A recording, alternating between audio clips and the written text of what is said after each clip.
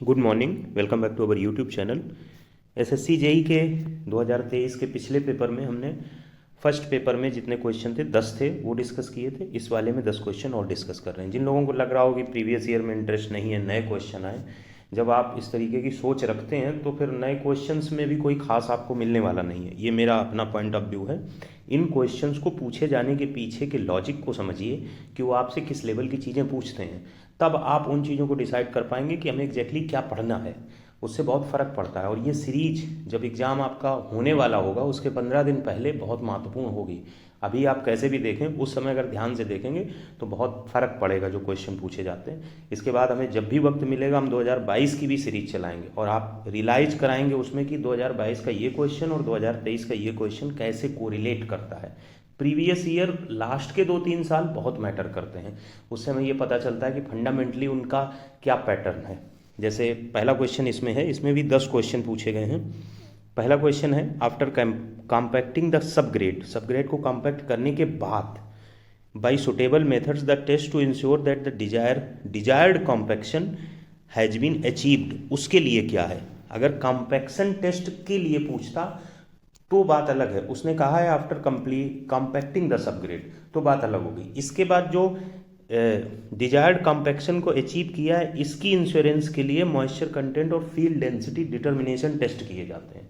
और ये टेस्ट किसके द्वारा होते हैं? 2 टेस्ट होते हैं आपके, एक कोर कटर मेथड होता है और एक बैलेंस मेथड होता है। एक से आपका डिसाइड होता है मॉइस्चर कंटेंट और एक से डिसाइड होता है फील्ड डेंसिटी डिटर्मिनेशन।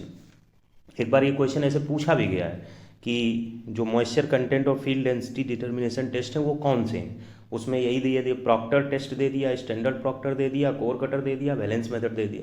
तो ये चीज़ आपको याद रखना है कि ये जो मेथड होते हैं ये compaction method after compacting the subgrade use किए जाते हैं। अदरवाइज अगर सीधे मॉइस्चर कंटेंट के लिए है तो वो तो सीधे कोर कटर हो जाएगा। तो इस तरीके से ये 2 हैं। अब इसमें क्या नया पूछा जा सकता है अगर इस क्वेश्चन के रेफरेंस में हम कहें कि अगर इस बार कोई क्वेश्चन इससे बनेगा तो क्या बनेगा, ध्यान से सुनिएगा। ये कॉम्पैक्शन को इंपॉर्टेंस दे रहा है, test with respect to compaction and after compaction. तो जो नए क्वेश्चन बन सकते हैं इसमें आप कहेंगे ये क्यों नहीं हो सकता, ट्राई एक्सियल शियर टेस्ट से शियर स्ट्रेंथ मेजर करते हैं, जो कि पूछे गए क्वेश्चन के करस्पॉन्डिंग नहीं है। IS 2720 पार्ट 7 1974 के अकॉर्डिंग स्टैंडर्ड प्रॉक्टर टेस्ट जो है वो लाइट कॉम्पैक्शन टेस्ट कंसीडर किया जाता है। इसे लाइट कॉम्पैक्शन टेस्ट बोलते हैं। दूसरी बात, इसमें जो वेट ऑफ हैमर है वो 2.6 किलोग्राम है। एक क्वेश्चन यहाँ से बनता है। जो नंबर ऑफ लेयर्स इसमें यूज की जाती हैं वो 3 है। एक क्वेश्चन ये बनता है। जो नंबर ऑफ ब्लोज दिए जाते हैं वो 25 है। एक क्वेश्चन ये बनता है। जो हाइट ऑफ फॉल है वो 310 mm है और जो वॉल्यूम ऑफ मोल्ड है वो 1000 cc है। अब यही चीज़ अगर पलट दी जाए, मतलब पलट क्या दिया जाए, स्टैंडर्ड प्रॉक्टर टेस्ट की जगह modified Proctor test is considered heavy compaction test with respect to IS, और उसमें लगा दिया जाए आगे 1983 की जगह हम 1974 कर दें और इसी में पार्ट 8 कर दें। ये पार्ट 7 में एक और 1983, 4 ऑप्शन तैयार, 4 ऑप्शन तैयार। अब कितना बड़ा कंफ्यूजिंग हो जाएगा, कितना टिपिकल हो जाएगा। लेकिन अगर आपको याद होगी ये 774 है और ये 883 है तो कोई दिक्कत नहीं। इसी के अलावा मैच द कॉलम बना दें, एक दफ़ा 2.6 kilogram, 4.5 kilogram, number of layers, तो इसमें नंबर ऑफ लेयर्स 5 हैं, वजन जो है वो 4.9 किलोग्राम है, जो आपके ब्लोज हैं दिए जाते हैं वो 25 हैं, जो आपका हाइट ऑफ फॉल है वो 450 है, किस में, हैवी में, किस में, मॉडिफाइड में, और जो मोल्ड है वो वही रहता है। तो डिफरेंस कहाँ होता है? डिफरेंस होता है नंबर ऑफ लेयर्स में, डिफरेंस होता है वजन में, और डिफरेंस होता है हाइट ऑफ फॉल में। और ज़्यादा कहाँ होता है? जो हैवी कॉम्पैक्शन है। ज़्यादा कहाँ होता है? जो मॉडिफाइड है। तो इससे भी याद रहेगा, कुछ लोगों को टर्मिनोलॉजी याद रहती है, 2.6 4.9 है, ज़्यादा कम का नहीं ध्यान में रहता, कहाँ ज़्यादा है कहाँ कम है। तो जो मॉडिफाइड है, जो हैवी है, उसमें सारे डाटा अधिक रहते हैं। तो इस प्रकार से ये फर्स्ट क्वेश्चन कंप्लीट होता है। अगला क्वेश्चन पूछा गया, allowable bearing capacity is defined as. देखिए इसमें लोगों को बहुत कंफ्यूजिंग होती है, क्या अलाइबल है, क्या अल्टीमेट है, क्या नेट अल्टीमेट है, क्या नेट सेफ है। तो उसको एक बार में ऐसे नहीं आप पकड़ पाएंगे, उसको धीरे धीरे समझिएगा। क्वेश्चन के रेफरेंस में बताएंगे, फिर हर चीज़ की आपका कॉन्सेप्चुअल क्लियरेंस हो जाएगा, गलत नहीं होगा अगर सही से समझेंगे तो। एलाइबल बीयरिंग कैपेसिटी उसने डेफिनीशन पूछी है। डेफिनीशन क्या है पहले वो समझ लो। डेफिनीशन है amount of load the soil can take without experiencing shear failure और सेटलमेंट फेल्योर। उसने क्या लिखा है, net loading intensity at which neither shear failure nor settlement failure occurs in soil. तो ये इसका आंसर हो गया। उसने डिफाइंड एज पूछा, आंसर हो गया। अब इसमें एडिशनल चीज़ें हम क्या मतलब जान सकते हैं। एडिशनल चीज़ें ये हैं कि जो एलाइबल बीयरिंग कैपेसिटी है इसको फार्मूला के बेसिस पे कैसे डिफाइन करें। तो एलाइबल बीयरिंग कैपेसिटी होती है ultimate bearing capacity divided by factor of safety. यहाँ पे अल्टीमेट बीयरिंग कैपेसिटी कहीं लिखी है, divided by factor of safety net लिखी है। अल्टीमेट और नेट अल्टीमेट में फ़र्क हो जाएगा, इसको भी आगे डिस्कस करेंगे। यानी कि ऑप्शन हो सकता था तो बी एंड सी हो जाते, लेकिन उन्होंने नेट आगे लगा दिया। तो जो लोग इसमें गलत करके आए होंगे वो बी ही लगा के आए होंगे। अगर थोड़ा बहुत गलत किया हो, जिसको कुछ नहीं पता कुछ भी लगा दे, क्या फ़र्क पड़ता है। तो नेट अल्टीमेट नहीं है, ultimate bearing capacity upon factor of safety. अब बात आती है कि अल्टीमेट बीयरिंग कैपेसिटी क्या है। Ultimate bearing capacity is the theoretical maximum value, maximum pressure which can be supported without failure. देखो थोड़ा डिफरेंस है एलाइबल बीयरिंग कैपेसिटी और अल्टीमेट बीयरिंग कैपेसिटी में, ठीक है। अब बात आई कि नेट अल्टीमेट बीयरिंग कैपेसिटी क्या है। नेट अल्टीमेट बीयरिंग कैपेसिटी जो होती है वो अल्टीमेट बीयरिंग कैपेसिटी में से एक्स्ट्रा जो प्रेशर है वो घटा दिया जाता है, गामा डी एफ। क्या कर दिया जाता है, घटा दिया जाता है। इस चीज़ को हमने एक फिगर से भी दिखाया है ताकि कन्फ्यूजन ना रहे। जो maximum net intensity of loading है that soil can support at the level of foundation, वो क्यू नेट अल्टीमेट में गामा डी एफ को घटा दिया जाता है। और अगर नेट सेफ बियरिंग कैपेसिटी पूछी जाए तो इसी वाले हिस्से में फैक्टर ऑफ सेफ्टी का डिवीजन कर दिया जाता है। तो यहाँ से एक चीज़ क्लियर हुई कि नेट लगा दें तो गामा डी एफ घटा दें जनरली समझ के पॉइंट से, और अगर सेफ लगा दें तो फैक्टर ऑफ सेफ्टी का डिवीजन कर दें। इतना तो क्लियर हो गया होगा। फिर जैसे जैसे क्वेश्चंस आगे हम आएंगे इसके और रिगरस वे में जाएंगे। खैर आगे बढ़ते हैं, अगले क्वेश्चन की तरफ बढ़ते हैं। अगला क्वेश्चन है pycnometer wire mesh bucket and water are use to calculate which characteristic property of the coarse aggregate. देखो पिकोनोमीटर का पिछले वाले में भी पूछा, इसमें दो पूछे हैं, एक ये पूछा है, एक लास्ट में क्वेश्चन है वो पूछा है। Pycnometer wire mesh bucket and water can use to calculate. हमने क्या बताया था, water content and specific gravity. इसमें ढूंढिए कहीं वाटर कंटेंट है, नहीं है। स्पेसिफिक ग्रेविटी है, करेक्ट ऑप्शन सी पार्ट।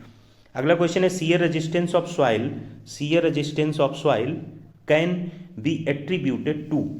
ये एक्चुअली में उसने शियर स्ट्रेंथ की डेफिनेशन पूछ ली है। जो सॉइल की शियर स्ट्रेंथ होती है ये cohesion between particles and resistance of particles sliding over each other due to friction और इंटरलॉकिंग क्रिएट होती है। Soil shear strength is made up of cohesion between particles and resistance of particles sliding over the each other due to friction और interlocking. तो कौन सा option हो जाएगा, cohesion and friction. बहुत सिंपल है, लेकिन क्योंकि ये चीज़ें कहीं आपको ऐसे तो मिल नहीं जाएंगी, हर बुक में हर क्वेश्चन तो नहीं होता, अलग अलग होता। और इस वाले जो पेपर में है इसमें DDA JEE के क्वेश्चन हैं प्लस एक वेबसाइट से क्वेश्चन उठाए गए हैं। वो वेबसाइट आज नहीं हम बताएंगे, वो वेबसाइट बताएंगे जब आप कॉन्टिन्यूअस इस सॉइल मैकेनिक्स को पूरा चारों कर देंगे। फिर मैं चारों में ये भी दिखा दूंगा कि कौन सा क्वेश्चन कहाँ से as it is along with the option order उठाया गया है। ये मेरी कोशिश रहेगी, या अगर हो सकेगा तो कलेक्टिवली बता देंगे कि 6 क्वेश्चन DDA JEE से आए, 7 क्वेश्चन इस वेबसाइट से आए, 4 क्वेश्चन गुप्ता एंड गुप्ता से आए, 3 क्वेश्चन न्यूली फॉर्म्ड है, 2 क्वेश्चन का पता नहीं चला। ऐसा जो कुछ भी होगा वो आपको बता देंगे, क्योंकि रिसर्च का मतलब होता है at least go up to few possible dimensions of that particular data. यही रिसर्च होती है। वो रिसर्च नहीं होती है कि बस एक बार कह दिया ये क्वेश्चन यहाँ से पढ़ लो आ गया, ऐसा होता ही नहीं है। ऐसा हो तो फिर सब उस चीज़ को जान जाए, कंपटीशन खत्म हो जाए। खैर अगला क्वेश्चन है in soil mechanics the number of disposition of bore holes are varied depending upon the. अब ये क्वेश्चन सीधे सीधे वहीं से उठाया गया है जो मैंने आपको बात बताई थी वेबसाइट से। तो atmosphere, earth surface, subsoil condition, underground water. तो depending upon the subsoil conditions, the number and disposition of bore holes are varied usually in the valley floor on the abutment etc. तो इसका correct option हो जाएगा C part. अगला question है the dry density decreases in cohesionless soil with an increase in water content due to which of the following reasons. जो dry density है वो कोहेशनलेस soil में डिक्रीज करती है जब वाटर कंटेंट इंक्रीज करता है। तो आप याद करिए, ये जो आप फिगर पढ़ते हैं इस तरीके से दो हैं, ये लेस कॉम्पैक्टिव एफर्ट से है, ये हाई कॉम्पैक्टिव एफर्ट का है। तो इसका OMC ऑप्टिमम मॉइस्चर कंटेंट कम होता है हाई वाले का, और लेस कॉम्पैक्टिव एफर्ट वाले का इधर की तरफ ज़्यादा होता है, जबकि ड्राई डेंसिटी अलग अलग होती है। खैर ये हमने ऐसे ही बता दिया, कॉम्पैक्टिव एफर्ट इससे रिलेट करके नया क्वेश्चन बता देगा। यहाँ पे जो क्वेश्चन पूछा गया है capillary rise, seepage, specific gravity, bulking of sand. तो जो कोहेशनलेस सॉइल होती है उसमें ड्राई डेंसिटी डिक्रीज करती है जब इंक्रीज इन वाटर कंटेंट करते हैं हम अंडर लो कॉम्पैक्टिव एफर्ट में। This is due to bulking of sand. ऐसा क्यों होता है? बल्किंग ऑफ सैंड की वजह से होता है। एक समय तो ये इंक्रीज करती है और उसके एक समय के बाद डिक्रीज करती है। तो जो डिक्रीज करती है उसके पीछे रीजन होता है bulking of sand, where in the capillary tension resist the tendency of soil particles to take a density step. तो इस प्रकार से इसका करेक्ट ऑप्शन हो जाएगा बल्किंग ऑफ सैंड। जब बल्किंग ऑफ सैंड होगी तो वाटर कंटेंट में इंक्रीज होगा रिस्पेक्टिवली। जो फिगर लो कॉम्पैक्टिव एफर्ट में कोहेशनलेस सॉइल में हमने दिखाया तो ड्राई डेंसिटी डिक्रीज कर जाएगी। The optimum water content is the moisture content eight which the soil attains. ये फिगर आप जानते हैं, जब ऑप्टिमम वाटर कंटेंट होता है तो उसके रिगार्डिंग ये मैक्सिमम ड्राई डेंसिटी क्या होता है, मैक्सिमम ड्राई डेंसिटी। इसमें एक क्वेश्चन और पूछा जा सकता है या पूछा गया हो, ये वाला सेक्शन जो ऑप्टिमम मॉइस्चर कंटेंट से पीछे हम चलें यानी कम चलें, इसको बोलते हैं ड्राई स्टेट, इसको बोलते हैं ड्राई ऑप्टिमम। और अगर इधर को चलें तो इसको बोलते हैं वेट ऑप्टिमम। तो अगर पूछा जाए wet optimum term in soil mechanics is related with moisture content more than OMC, moisture content less than OMC, moisture content more than, moisture content equal to OMC।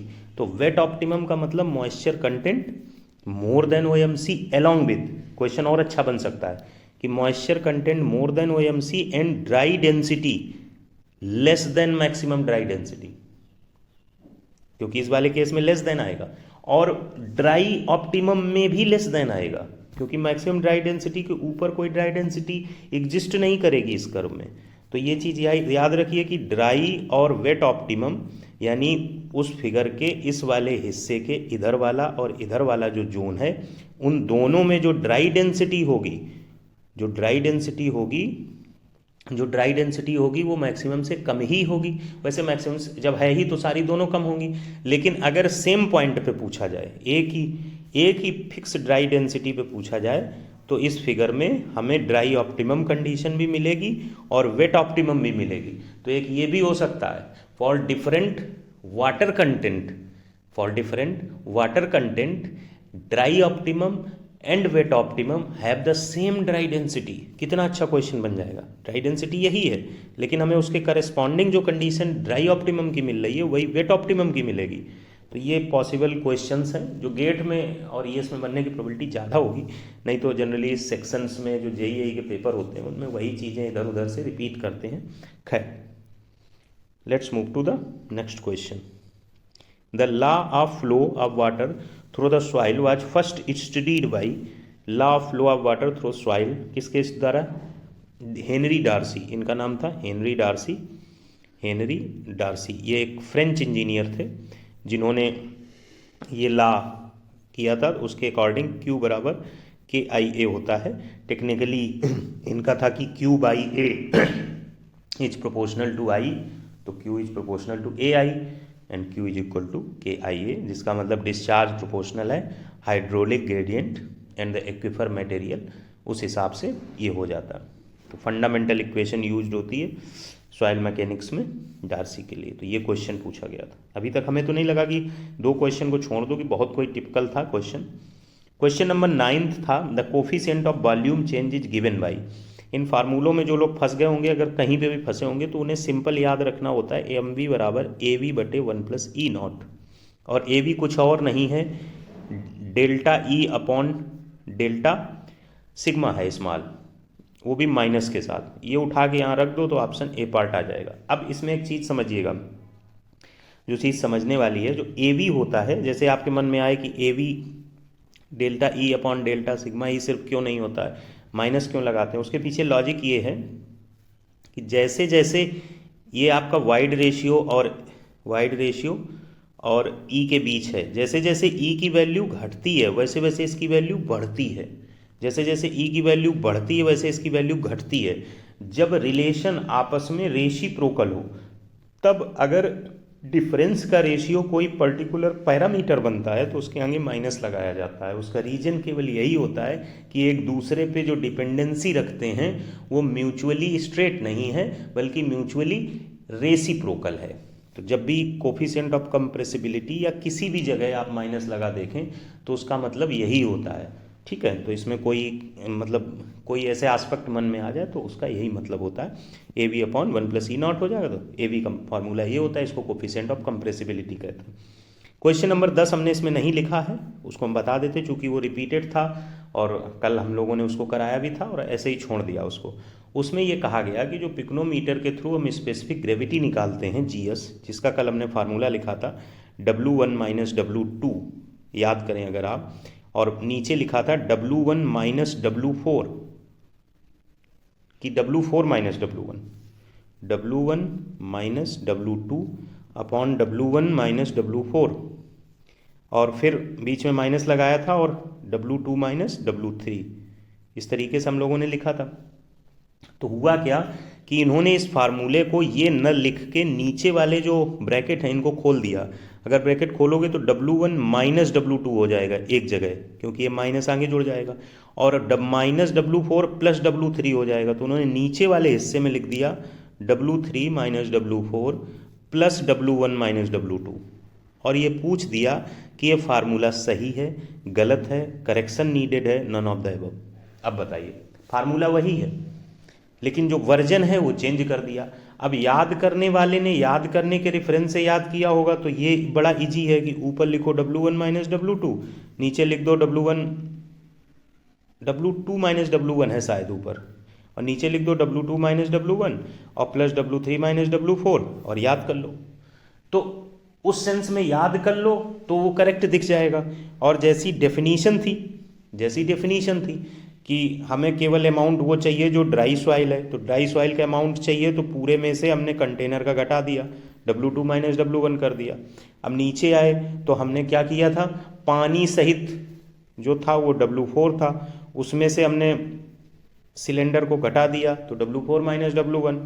फिर अगले बारे में क्या कर दिया, W2 माइनस W3 कर दिया, बीच में माइनस लगा दिया। तो ये डेफिनीशन के एस्पेक्ट में था। उसने क्या किया, नीचे वाले माइनस को अंदर मल्टीप्लाई करके एक ऐसा बना दिया समीकरण जो एज इट इज डिफाइंड वे में नहीं था, तो कुछ लोग वहाँ गड़बड़ कर गए होंगे। तो इस तरीके से पिक्नोमीटर से 2 सेट शिफ्ट में 3 क्वेश्चन आ चुके हैं, एक अभी ऊपर गए, एक पिछले वाले में थे, एक ये आ गया। तो ये क्वेश्चंस थे। मिलते हैं नेक्स्ट वीडियो में। Thanks for watching.